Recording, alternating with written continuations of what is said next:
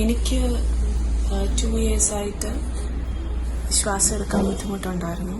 കൂടാതെ ഉറങ്ങുമ്പോഴൊക്കെ നല്ല ബുദ്ധിമുട്ടായിരുന്നു.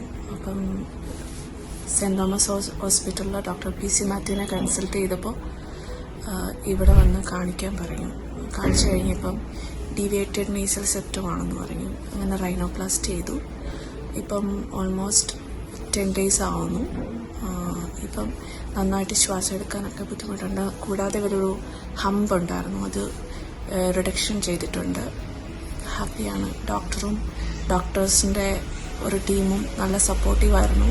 ഇവിടുത്തെ സ്റ്റാഫാണെങ്കിലും നന്നായിട്ട് സപ്പോർട്ടീവായിരുന്നു. Thank you so much.